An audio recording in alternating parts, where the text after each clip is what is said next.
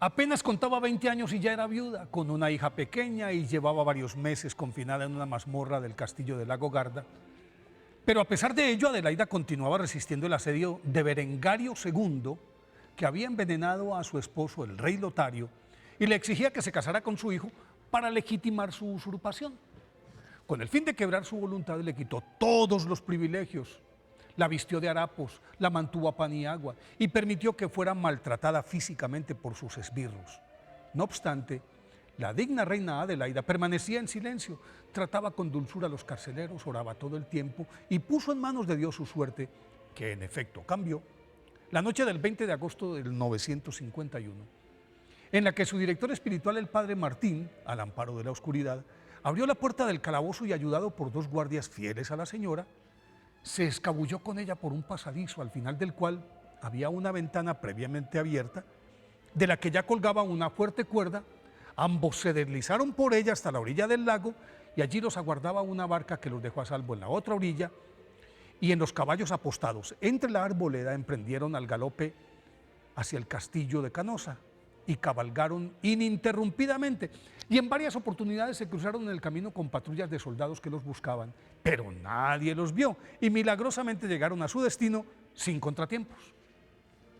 Adelaida de Borgoña, nacida entre el 928 y el 930,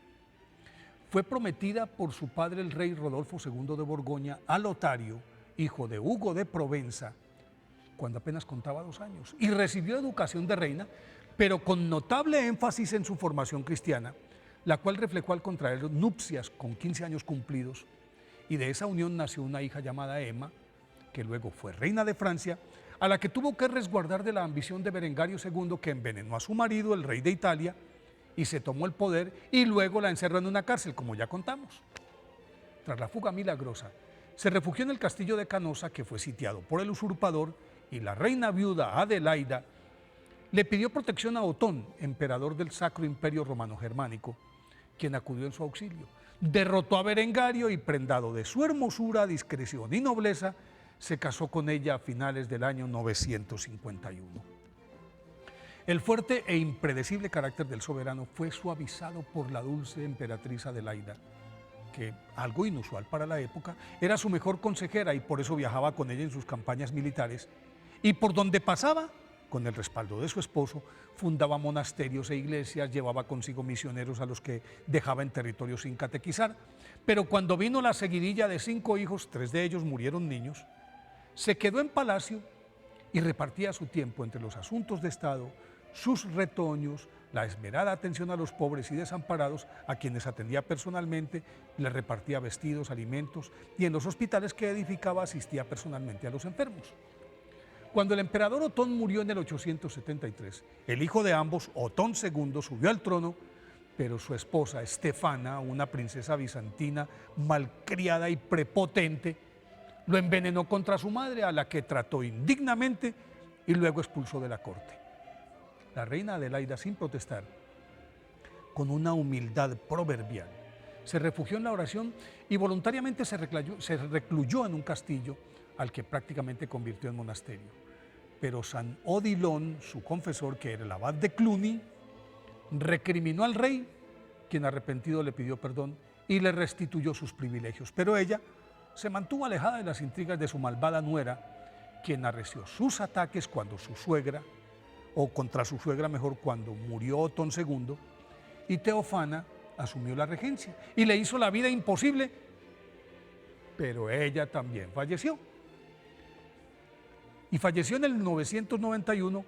y de nuevo la reina Adelaida se vio en el centro del poder, gobernando en nombre de su nieto Otón III, quien apenas tenía 10 años. Y con las manos libres, Santa Adelaida administró sabiamente el Sacro Imperio Romano-Germánico con mano firme, pero con generosidad ilimitada.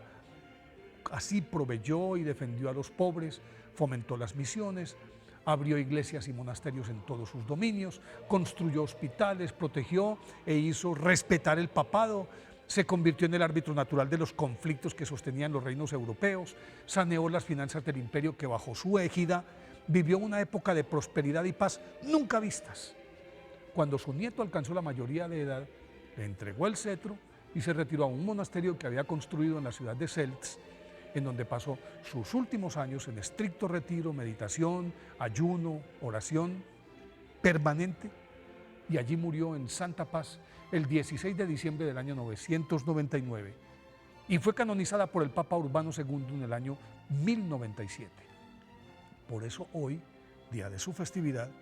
pidámosle a Santa Adelaida que nos enseñe a no dejarnos abatir por las vicisitudes ni a envanecernos cuando la fortuna esté de nuestro lado, porque todo es de Dios y vuelve a Dios.